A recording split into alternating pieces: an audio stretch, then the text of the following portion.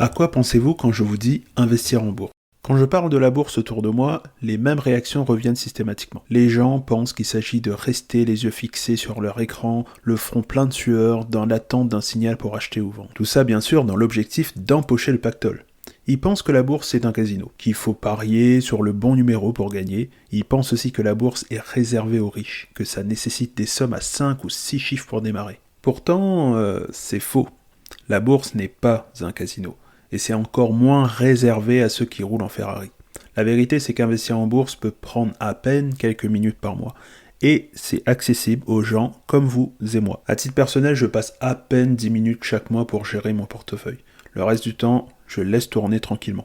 Je me connais, je jette un coup d'œil à mon portefeuille pour savoir où il en est, j'achète mes quelques actions du mois, je me déconnecte, vraiment pas plus de 10 minutes. Ok, maintenant, est-ce que vous voulez connaître les deux méthodes pour gagner de l'argent en bourse? Alors j'imagine que oui, sinon vous ne seriez pas sur cette vidéo, et je vais vous le dire. Mais vous devez comprendre quelques notions indispensables avant tout. D'abord, on achète quoi en bourse? Il faut savoir que la bourse vous donne accès à des valeurs qu'on appelle actifs. Les plus connus sont les actions. Ce sont des titres de propriété sur le capital social d'une entreprise. Par exemple, lorsque vous achetez une action de Total Energy, vous devenez l'un des propriétaires de l'entreprise Total Energy. On dit que vous êtes actionnaire. Ensuite, vous avez les obligations. Ce sont des titres de créance. Ils sont généralement émis par des États, des entreprises ou des levées de fonds. Le principe est simple. Lorsque vous détenez des obligations, vous devenez la banque. C'est-à-dire, vous prêtez de l'argent à un emprunteur qui s'engage ensuite à vous rembourser le capital emprunté plus des intérêts. Ensuite, vous avez les matières premières, comme l'or, les métaux précieux, le café, le cacao et autres matières premières. Ensuite, vous avez de l'immobilier, du moins de l'immobilier coté en bourse. Ici, pas de locataire, ni d'appel le dimanche matin, et encore moins d'assemblée générale de copro à supporter. Vous détenez des parts d'entreprises, eux-mêmes propriétaires d'immobilier. Et enfin, vous avez d'autres supports d'investissement, comme les ETF, les warrants et ainsi de suite, que nous verrons prochainement. Mais si la bourse permet de coter ces différentes valeurs et de connaître leur prix, quelqu'un doit vous donner accès pour acheter et vendre ces actifs. Et ça, c'est la fonction du courtier. Vous connaissez peut-être certains d'entre eux, au moins de noms. eToro, XTB, DeGiro, Bourse Direct, Trade Republic, Boursorama. Ce sont tous des courtiers et la liste est encore très longue.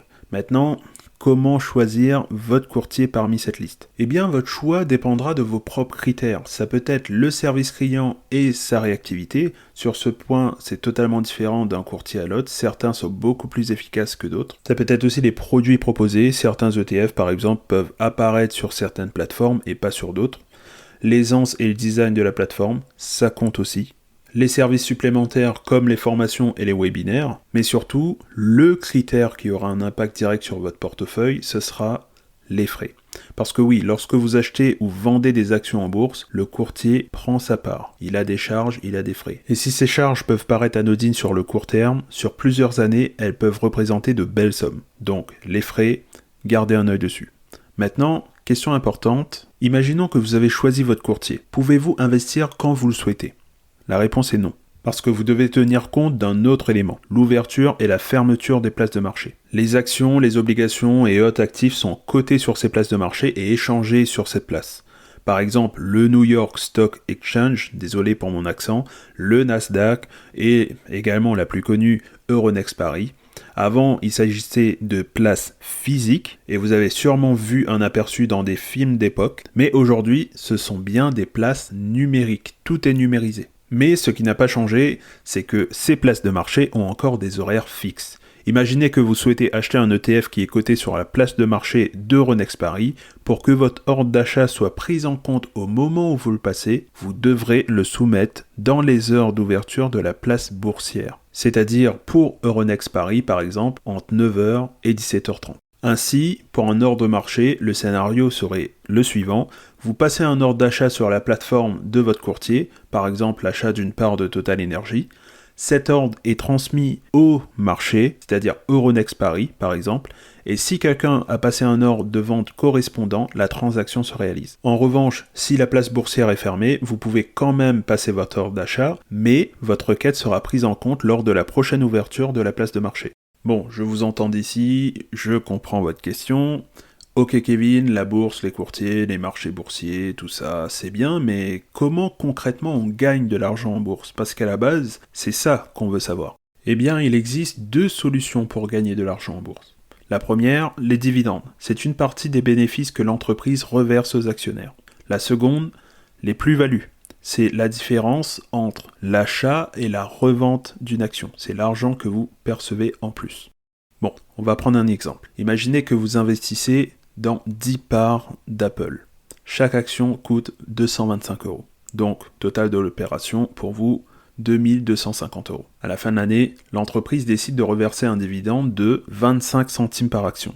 Ce qui veut dire que vous percevez 2,50 €. Ça, c'est votre premier revenu, 2,50 € de dividende. Maintenant, disons que le cours de l'action Apple a évolué entre-temps et est passé de 225 € à 250 €. Votre portefeuille est donc passé de 2250 € à 2500 €. Vous pouvez conserver ces actions pour les laisser travailler, ou sinon vous pouvez les revendre pour récupérer votre cash en cas d'envie ou de nécessité. Mais dans le cas où vous les revendez, votre portefeuille à la base, vous avez acheté 10 actions d'Apple à 2250 €, vous les avez revendues à 2500 €, ce qui fait que vous avez une différence de 250 € et donc une plus-value de 250 €. Et comme j'aime le dire, la bourse est vaste, c'est un univers ultra vaste. Et on pourrait en parler pendant des heures et des heures.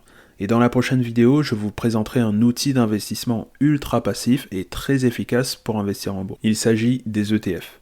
À titre personnel, les ETF restent mon support d'investissement préféré et c'est simple à analyser, diversifié, en phase avec mon profil de risque. J'adore ce type d'investissement. Si cette vidéo vous intéresse, abonnez-vous pour ne rien rater. Laissez un like et un commentaire pour me dire quel sujet vous intéresserait sur la chaîne et vous pouvez aussi télécharger mon guide gratuit pour apprendre à investir dès ce soir. Je vous partage mes échecs, mes réussites et 7 ETF à connaître pour investir vos premiers euros. Le lien est dans la description, je vous remercie, à bientôt.